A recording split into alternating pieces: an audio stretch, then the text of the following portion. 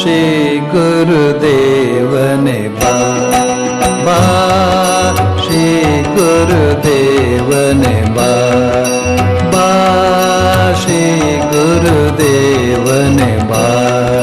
ಶ್ಯಾಮಲ ಕಾನನ ಶೃಂಗತರಂಗಿತ, ಶ್ಯಾಮಲ ಕಾನನ ಶೃಂಗತರಂಗಿತ,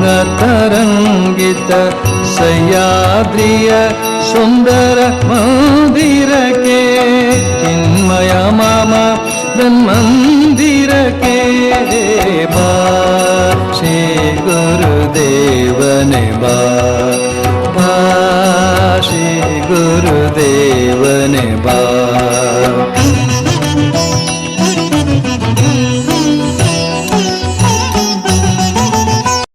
ಬಿಟ್ರೆ ಅಲ್ಲಿ ಕರ್ಣ ದುರ್ಯೋಧನ ತರ ಬೇರೆಯವ್ರನ್ನ ಕೆಟ್ಟದ್ ಮಾಡ್ಬೇಕು ಅಂತಿಲ್ಲ.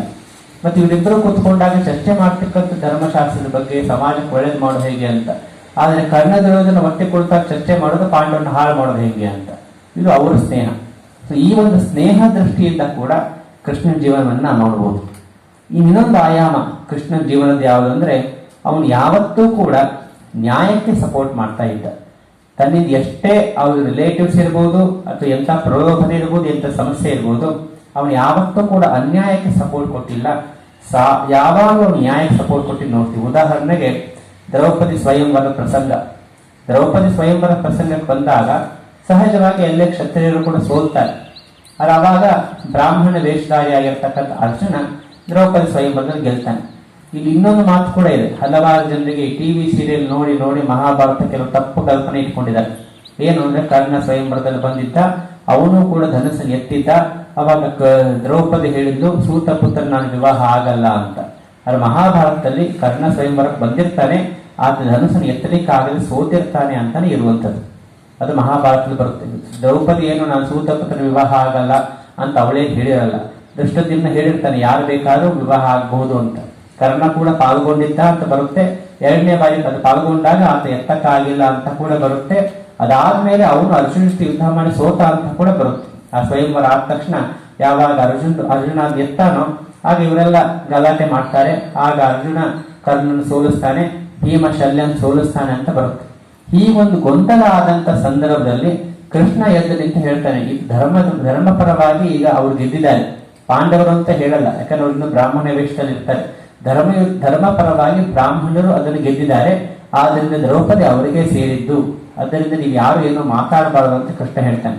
ಈ ಮಾತನ್ನು ಯಾವಾಗ ಕೃಷ್ಣ ಹೇಳ್ತಾನೋ ಅವಾಗ ಎಲ್ಲರೂ ಕೂಡ ಸುಮ್ಮನಾಗ್ತಾರೆ. ಯಾಕಂದ್ರೆ ಕೃಷ್ಣನ ಶಕ್ತಿ ಅಷ್ಟಿರುತ್ತೆ. ಅವನು ಯಾದವನ್ನ ಅಷ್ಟರ ಮಟ್ಟಿಗೆ ಬಲಿಷ್ಠನಾಗಿ ಮಾಡಿರ್ತಾನೆ. ಇದು ಮುಖ್ಯ.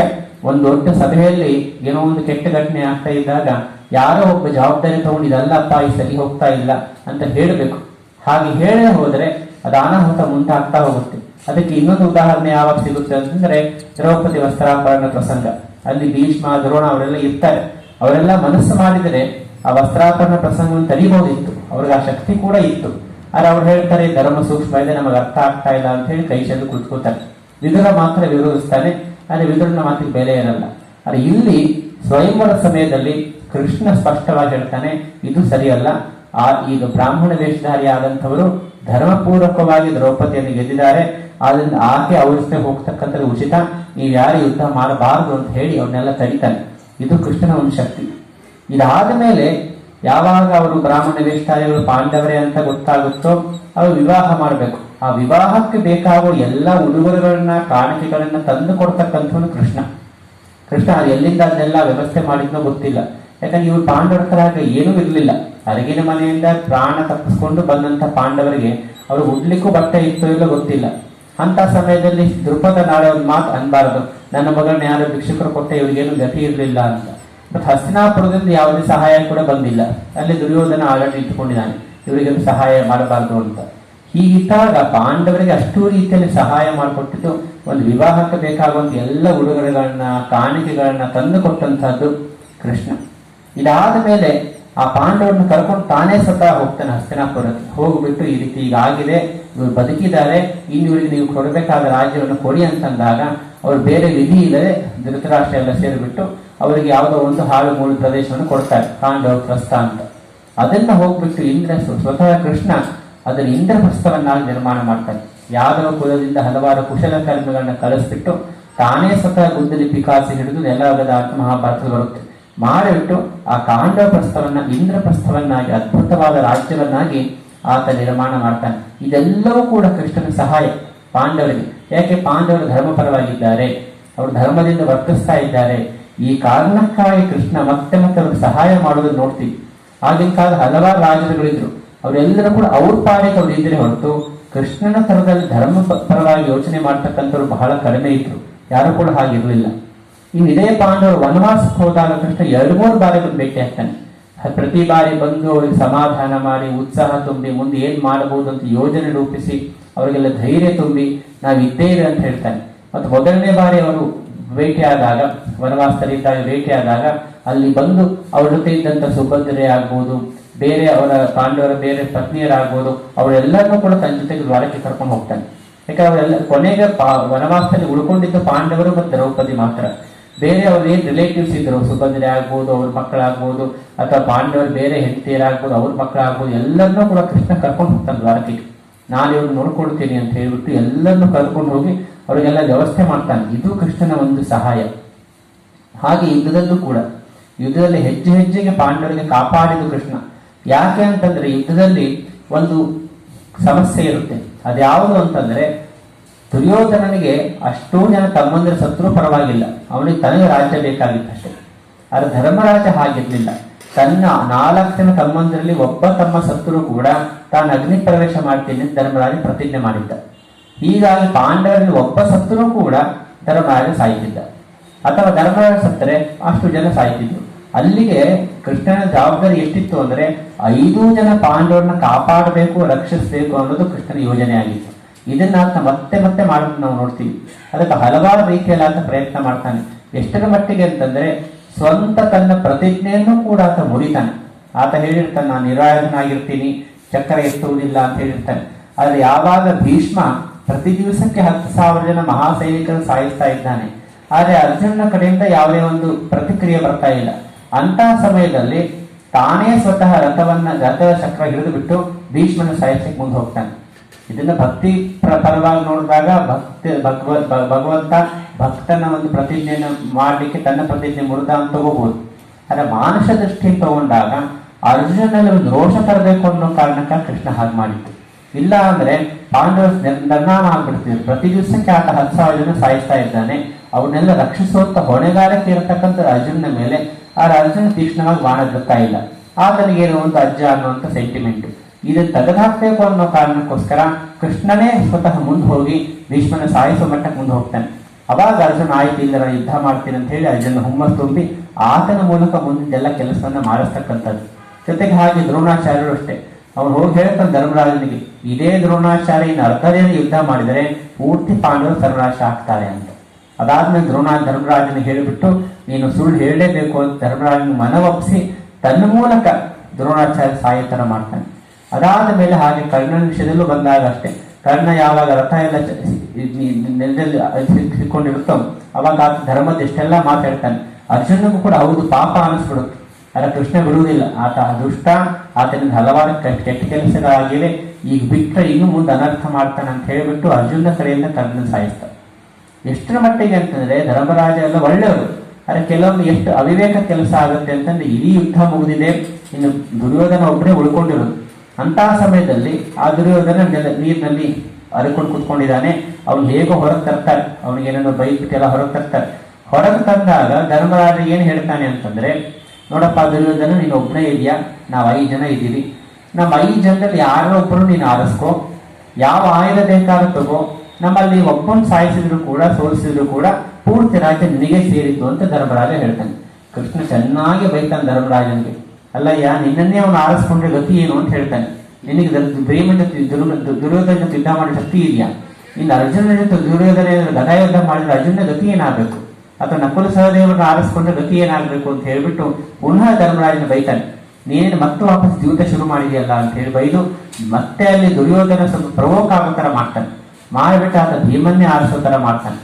ಅಲ್ಲೂ ಕೂಡ ಭೀಮನಿಗೆ ನಾನು ಆತನ ತೊಡೆ ಮೂರು ಸಾಯಿಸಬೇಕು ಬೇಡ ಅಂತ ಸಂಕಲ್ಪ, ಒಂದು ಸಂಶಯ ಇದ್ದಾಗ ಇಲ್ಲ ಮಾಡು ಅಂತ ಹೇಳಿ ಭೀಮನಿಗೆ ಹೇಳಿ ಅದನ್ನ ಮಾಡಿಸ್ತಾನೆ.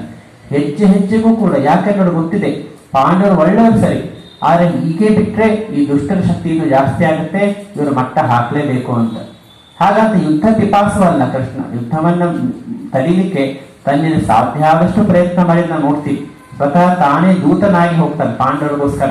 ದೂತನ ಪೋಸ್ಟ್ ಏನು ಅದ್ಭುತವಾದ ಪೋಸ್ಟ್ ಅಲ್ಲ, ಆದ್ರೆ ಪಾಂಡವರಿಗೋಸ್ಕರ ತಾನೇ ಸ್ವತಃ ದೂತನಾಗಿ ಕೂಡ ಹೋಗ್ತಾನೆ. ಎಷ್ಟರ ಮಟ್ಟಿಗೆ ಅಂತಾನೆ ಕೃಷ್ಣನ ವ್ಯಕ್ತಿತ್ವ ನ್ಯಾಯದ ಪರ ಹೇಗೆ ಇದ್ದ ಅಂತಂದ್ರೆ ಯಾವ ಪ್ರಲೋಭನೆಗೂ ಕೃಷ್ಣ ಒಳಗಾಗಲ್ಲ. ಉದಾಹರಣೆಗೆ ದೂತನಾಗಿ ಹೋದಾಗ ಕೃಷ್ಣನ ತಮ್ಮ ಬುಟ್ಟಿಗೆ ಸೇರಿಸ್ಕೋಬೇಕು ಅಂತ ಧೃತರಾಷ್ಟ್ರ ಹಲವಾರು ಪ್ಲಾನ್ ಮಾಡಿರ್ತಾನೆ. ಆತ ಯೋಚನೆ ಮಾಡಿರ್ತಾನೆ, ಅವನಿಗೆ ಇಷ್ಟೆಲ್ಲ ವೈಡೂರ್ಯ ಕೊಡಬೇಕು, ರತ್ನ ಕೊಡಬೇಕು, ಆಭರಣ ಕೊಡಬೇಕು, ನರ್ತಕಿಯನ್ನು ಕೊಡಬೇಕು, ಸ್ತ್ರೀಯರು ಕೊಡಬೇಕು, ಈಗ ಹಲವಾರು ಪ್ಲಾನ್ ಮಾಡಿರ್ತಾನೆ. ವಿದುರ ಹೇಳ್ತಾನೆ ಇದ್ಯಾವುದು ಕೆಲಸ ಆಗುವುದಿಲ್ಲ, ಕೃಷ್ಣ ಇದ್ಯಾವುದಕ್ಕೂ ವಶನ ಆಗುವುದಲ್ಲ ಅಂತ. ಮತ್ ಹಾಗೆ ಆಗುತ್ತೆ ಕೂಡ. ಆದ್ರೆ ಶಲ್ಯನ ವಿಷಯದಲ್ಲಿ ಹಾಗಾಗಲ್ಲ. ಶಲ್ಯ ದೂರದ ಮಕರ ದೇಶದಿಂದ ಬಂದಿರ್ತಾನೆ. ಆತ ಸಹದೇವನ ಮಾವ, ಸಹದೇವನಿಗೆ ಸಪೋರ್ಟ್ ಕೊಡ್ಬೇಕು, ಪಾಂಡವರಿಗೆ ಸಹಾಯ ಮಾಡ್ಬೇಕಂತಾನೆ ಬಂದಿರ್ತಾನೆ ಶಲ್ಯ. ಆದ್ರೆ ಆತ ಬರೋಕ್ಕಿಂತ ಮುಂಚೆನೆ ಎಷ್ಟೋ ದೂರದಲ್ಲಿ ಅದ್ಭುತವಾದಂತ ವ್ಯವಸ್ಥೆ ಸಿಕ್ಬಿಡುತ್ತೆ, ಅವನಿಗೆ ಅದ್ಭುತವಾದ ಸೌಕರ್ಯ ಸಿಕ್ಬಿಡುತ್ತೆ. ಈ ಸೌಕರ್ಯ ಯಾರು ಮಾಡಿದ್ದು ಅಂತ ಬಹಳ ಖುಷಿಯಾಗಿ ನೋಡಿದಾಗ ಅದು ದುರ್ಯೋಧನ ಮಾಡಿದ್ದು. ಕಡೆ ನಿನಗೇನು ಬೇಕು ಅಂತ ಕೇಳಿದಾಗ ನೀವು ನನ್ನ ಪರವಾಗಿ ಬಂದು ಯುದ್ಧ ಮಾಡಬೇಕು ಅಂದ. ಆಯ್ತು ಅಂತ ಶಲ್ಯ ದುರ್ಯೋಧನ ಪರ ಸೇರ್ಕೊಳ್ತಾನೆ. ಆದ್ರೆ ಕೃಷ್ಣ ಆ ರೀತಿ ಯಾವತ್ತೂ ಸೇರ್ಕೊಳ್ಳಲ್ಲ. ದುರ್ಯೋಧನ ಕಡೆ ಹೋದಾಗ ದುರ್ಯೋಧನ ಹೇಳ್ತಾನೆ, ನೀವು ಬನ್ನಿ ನಮ್ಮ ಮನೇಲೆ ಊಟ ಮಾಡಿ, ನಮ್ಮ ಮನೇಲೆ ಉಳ್ಕೊಳ್ಳಿ ಅಂತ ದುರ್ಯೋಧನ ಹೇಳ್ತಾನೆ. ಅವಾಗ ಕೃಷ್ಣ ಕಡ್ಡಿ ಮುರಿದಂತೆ ಒಂದೇ ಮಾತಿಗೆ ಹೇಳ್ಬಿಡ್ತಾನೆ, ಊಟ ಮಾಡ್ತಕ್ಕಂಥ 2 ಲಕ್ಷಣಗಳಲ್ಲಿ ಒಂದು ಪ್ರೀತಿ ಇರಬೇಕು, ಇಲ್ಲ ಸಂಕಟ ಇರಬೇಕು, ನಮಗೆ ಬೇರೆ ಗತಿ ಇಲ್ಲ ಅಂತ ಪರಿಸ್ಥಿತಿ ಇರಬೇಕು. ಮೊದಲನೇದೇ ನನ್ನ ಪ್ರೀತಿ ಇಲ್ಲ, ಎರಡನೇ ನನಗೆ ಗತಿ ಇಲ್ಲದ ಪರಿಸ್ಥಿತಿ ಬಂದಿಲ್ಲ, ಮತ್ತೆ ಕೆಲಸ ಆಗಲಿ, ಸಂಧಾನ ಪೂರ್ತಿ ಆಗಲಿ, ಆಮೇಲೆ ಬೇಕಾ ನಿನ್ನ ಮನೆಗೆ ಬರ್ತೀನಿ. ಮತ್ತೆ ಯಾರು ಪಾಂಡವರ ದ್ವೇಷಿಗಳು ಅವ್ರು ನನ್ನ ದ್ವೇಷಿಗಳು, ಯಾರು ಪಾಂಡವರ ಹಿತವನ್ನು ಬಯಸ್ತಾರೋ ಅವ್ರು ನನ್ನ ಹಿತವನ್ನು ಬಯಸ್ತಾ ಇದ್ದಾರೆ. ಮತ್ತೆ ನಾನು ಯಾವುದೇ ಕಾರಣಕ್ಕೂ ಧರ್ಮದಿಂದ ವಿರುದ್ಧ ಹೋಗಲ್ಲ, ಸಂಧಾನ ಮುಗಿಲಿ ಆಮೇಲೆ ಬೇಕಾದ್ರೆ ಬರ್ತೀನಿ ಅಂತ ಹೇಳಿ ವಿದುರನ ಮನೆಗೆ ಹೋಗ್ತಾನೆ. ಭೀಷ್ಮ ದ್ರೋಣರ ಮನೆಗೂ ಹೋಗಲ್ಲ. ಯಾಕೆ ನನಗೆ ಗೊತ್ತಿದೆ ಅವರೂ ಕೂಡ ಇವತ್ತನ ನಾಳೆ ಯುದ್ಧದಲ್ಲಿ ಕೌರವರಿಗೆ ಸಹಾಯ ಮಾಡುವಂಥದ್ದು.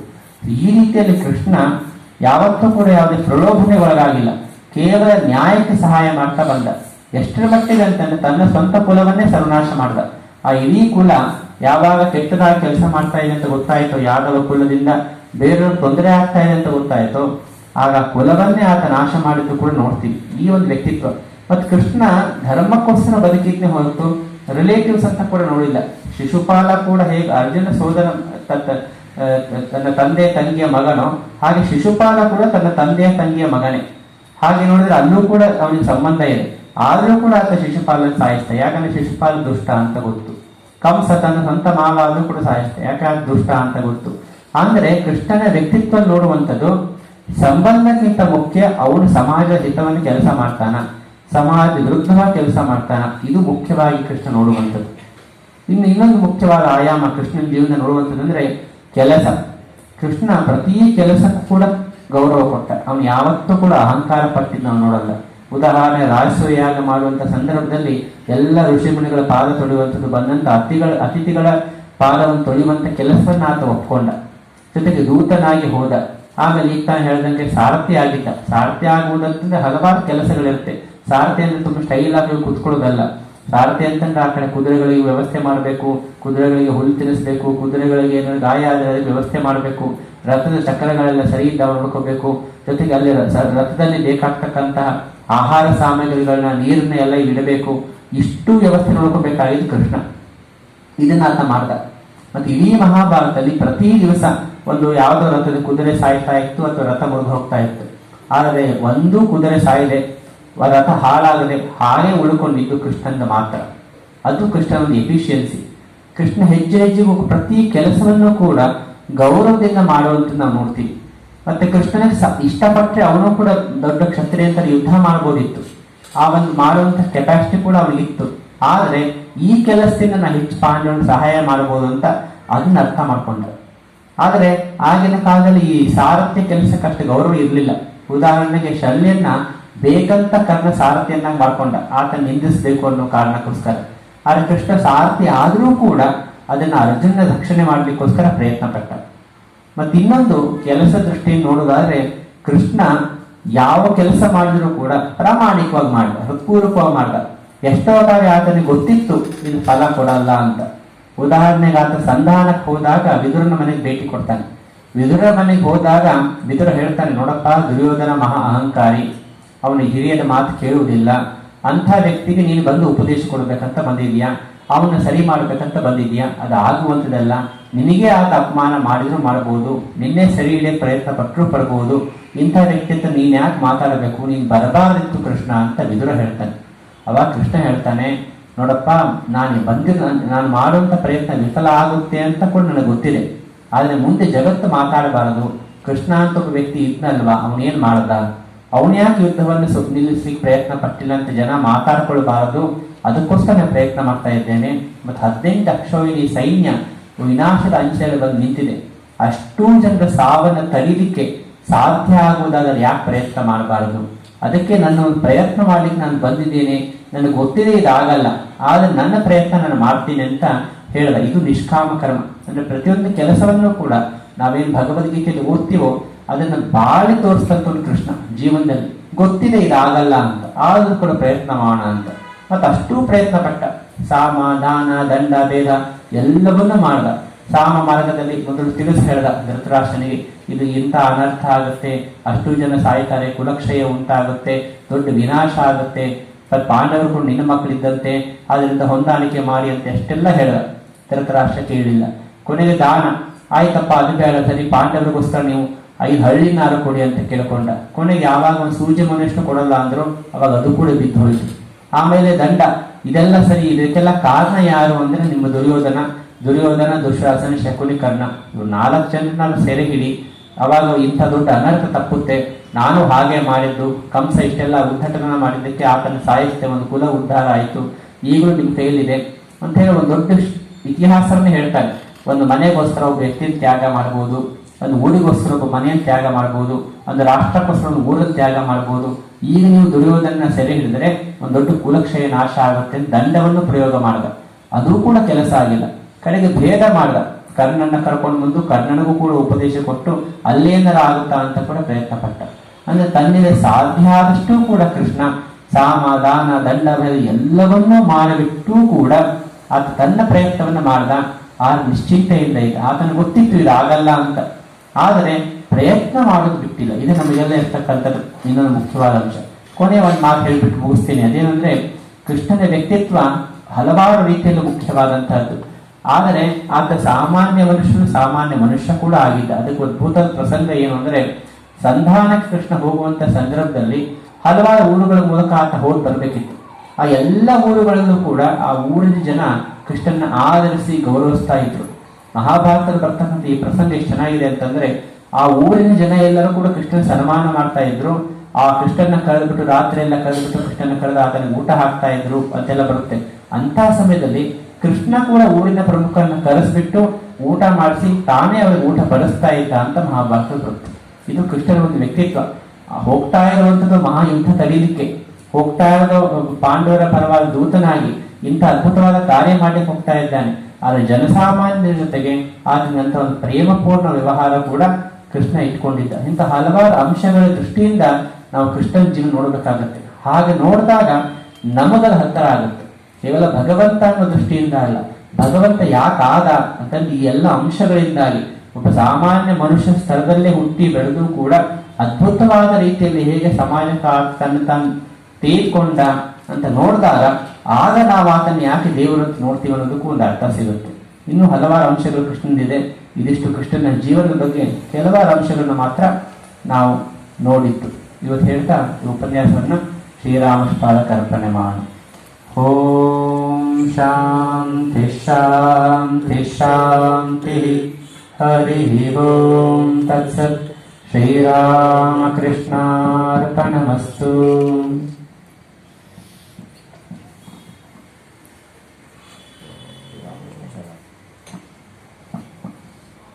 ಆತ್ಮೀಯ ಬಂಧುಗಳೇ,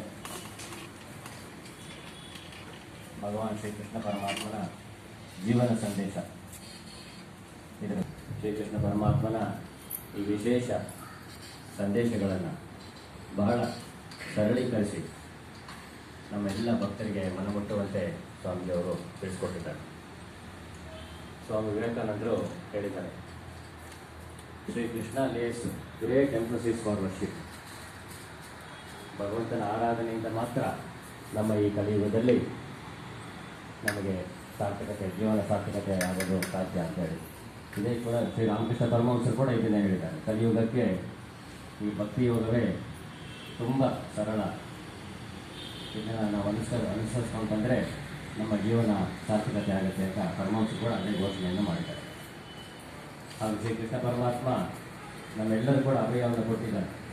ನನ್ನಲ್ಲಿ ಯಾರು ಬಂದು ಶರಣಾಗತಿಯನ್ನು ಹೊಂದುತ್ತಾರೋ ಅವರ ಪೂರ್ತಿ ಜವಾಬ್ದಾರಿಯನ್ನು ನಾನು ತೆಗೆದುಕೊಳ್ತೀನಿ. ನಿಮ್ಮ ಕೆಲಸ ನನ್ನಲ್ಲಿ ಶರಣಾಗತಿ ಆಗೋದು ಮಾತ್ರ ಅಂತ ಹೇಳಿ ಅಭಯವನ್ನು ಕೊಟ್ಟಿದ್ದಾರೆ. ಮತ್ತು ಕೃಷ್ಣ ಪರಮಾತ್ಮ ಸ್ಟ್ಯಾಂಡ್ಸ್ ಫಾರ್ ಡಿಪ್ಲೊಮೆಸಿ. ಯಾವ ಸಂದರ್ಭದಲ್ಲಿ ನಾವು ಯಾವ ರೀತಿ ವರ್ತಿಸಬೇಕು, ಸಮಯೋಚಿತವಾಗಿ ಸಮಯಕ್ಕನುಸಾರವಾಗಿ ನಾವು ಯಾವ ಥರ ನಡ್ಕೊಳ್ಬೇಕು ಅನ್ನೋದನ್ನ ಸಾರಿ ಸಾರಿ ಕೃಷ್ಣ ಪರಮಾತ್ಮ ಹೇಳಿದ್ದಾರೆ. ನೋಡಿ, ಕೃಷ್ಣ ಪರಮಾತ್ಮನ ಜೀವನ ಸಂದೇಶಗಳು ನಾವು ಎಷ್ಟು ಬಾರಿ ಕೇಳಿದ್ರು ಕೂಡ ಅದರಲ್ಲಿ ಏನೋ ಒಂದು ಹೊಸ ವಿಚಾರಗಳು ನಮ್ಮ ಮನಮುಟ್ಟುವಂತೆ ನಮಗೆ ಅದರಲ್ಲಿ ಅರ್ಥ ಆಗುತ್ತೆ. ಹಾಗಾಗಿ ಈ ಜೀವನ ಸಂದೇಶವನ್ನು ನಾವು ಇಂದು ನಾವು ಕೇಳಿದ್ದು ನಮ್ಮೆಲ್ಲರ ಒಂದು ಸೌಭಾಗ್ಯ. ಅದಕ್ಕೆ ಸ್ವಾಮಿಯವರಿಗೆ ಭಾಳ ಆಭಾರಿಗಳಾಗಿರಬೇಕು. ನೋಡಿ, ಜನ್ಮಾಷ್ಟಮಿ ನಾಳೆ ಇದ್ದರೂ ಕೂಡ ವಿಶ್ವದಾದ್ಯಂತ ಈ ಸಪ್ತಮಿಯಿಂದಲೇ ಎಲ್ಲ ಕಡೆ ಆರಾಧನೆ ಶುರುವಾಗಿ ಹೋಗಿದೆ. ಎಲ್ಲ ದೇಶಗಳಲ್ಲಿ, ಭಾರತ ದೇಶ ಅಷ್ಟೇ ಅಲ್ಲದೆ ಎಲ್ಲ ದೇಶಗಳಲ್ಲಿ ಕೃಷ್ಣ ಪರಮಾತ್ಮನ ಆರಾಧನೆ ಇಂದಿನ ಕಾರ್ಯಕ್ರಮದ ಸೇವಾರ್ಥಾರಾಧನೆ ಶ್ರೀಯುತ ಅಶ್ವಥ್ ನಾರಾಯಣರವರು ಬಂದಿದ್ದಾರೆ.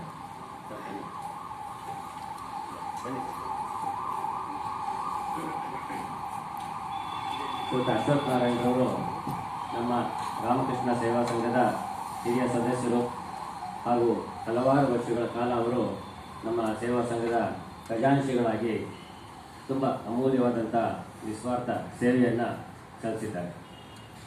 ಅವರು ನಮ್ಮ ಸಂಘಕ್ಕೆ ತುಂಬ ಸಹಕಾರವನ್ನು ಕೊಟ್ಟಿದ್ದಾರೆ.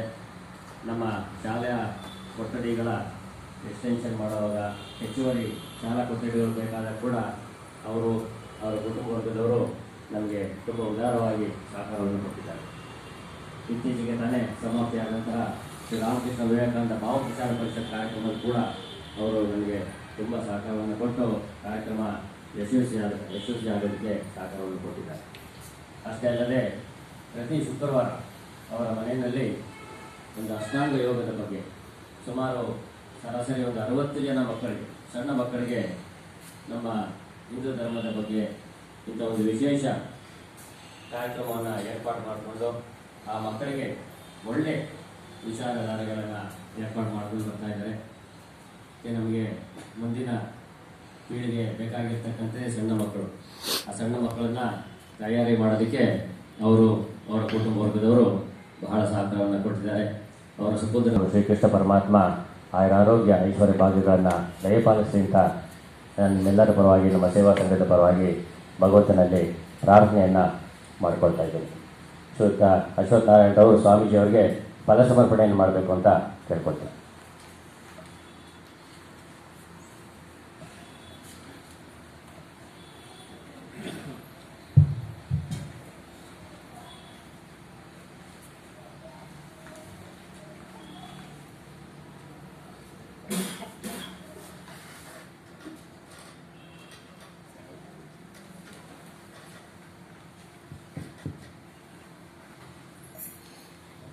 ನಾಳೆ ದಿವಸ ನಮ್ಮ ಆಶ್ರಮದಲ್ಲಿ ಕೂಡ ಶ್ರೀಕೃಷ್ಣ ಜನ್ಮಾಷ್ಟಮಿ ಆಚರಣೆ.